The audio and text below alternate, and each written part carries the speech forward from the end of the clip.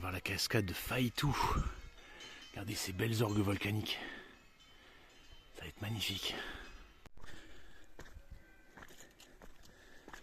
Bon, le chemin est assez facile. C'est ombragé. Bon, il y a 4 km entre la voiture et la cascade, donc ça va faire 8 en tout. Mais c'est vraiment tranquille, ça ne monte pas beaucoup. Il y a beaucoup d'arbres au sol, je pense qu'il y a un arbre qui a dû s'effondrer quelque part.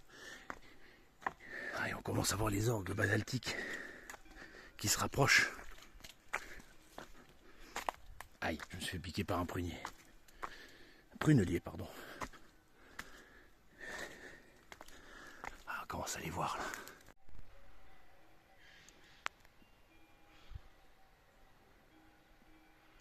Les coulées de lave que vous voyez là-bas, c'est parmi les premières coulées du Cantal à sa naissance.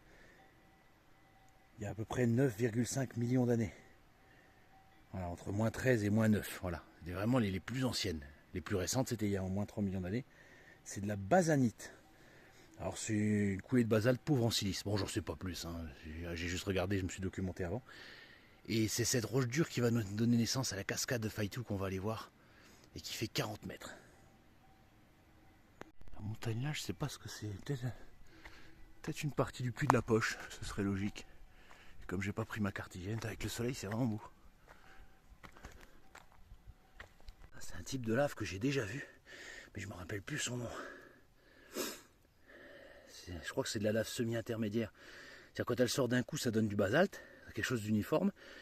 Quand ça refroidit très très lentement, ça donne du granit. Et entre les deux, ça donne ça. On a les gros morceaux là qui cristallisent en premier et le reste après. Bon, je connais pas les détails, il faudrait que je me rappelle plus très bien. Mais je sais que c'est un type de lave. Donc là, je suis en train de longer les falaises maintenant. Basaltique, on se dirige vers la cascade.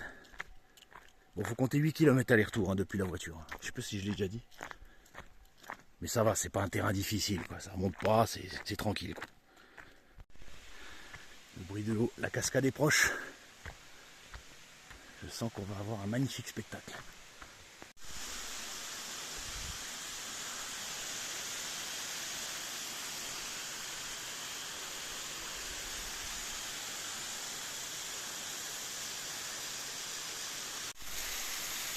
Ah, je sais pas quoi dire, tellement c'est beau. On voit les orgues volcaniques et la rivière qui se fraye un chemin. Ça fait penser à la cascade de la Biche dans le Mont d'Or. La cascade de la Biche est un peu plus haute. 40 mètres quand même. Hein. Ouais, même les blocs, elles ont la forme vraiment des orgues.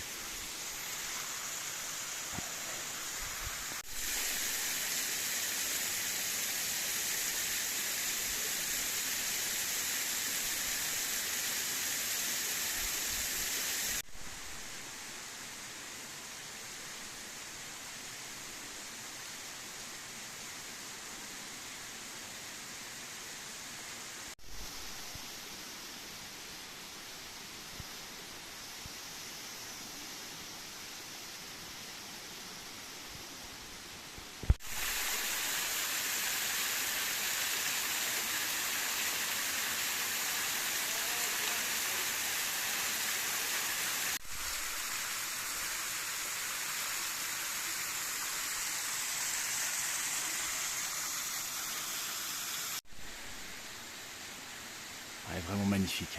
40 mètres sur des orgues basaltiques. Il n'y a rien à dire, juste à apprécier. Un spectacle formidable.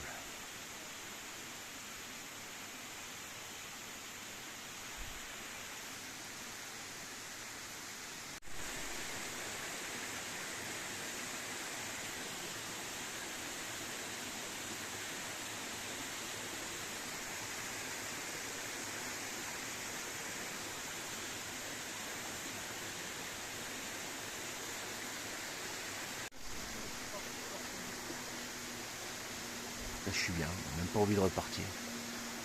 C'est vraiment un endroit magnifique. Voilà, la force de la terre avec le magma. L'eau qui ruisselle, caressée par le soleil. C'est vraiment très apaisant.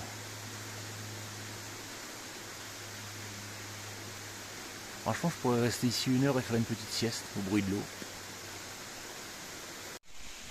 Allez, on va dire au revoir à la cascade. Et franchement, si vous venez dans le Cantal, si vous devez voir juste une cascade, venez voir celle-là, quoi, parce que franchement, elle est splendide. Et c'est pas dur, hein. La boucle, c'est 4 km. Vous venez à Thiézac. C'est indiqué, il y a un petit parking un peu improvisé. 4 km, le chemin est facile, donc tout le monde peut venir. Et franchement, ça vaut le coup.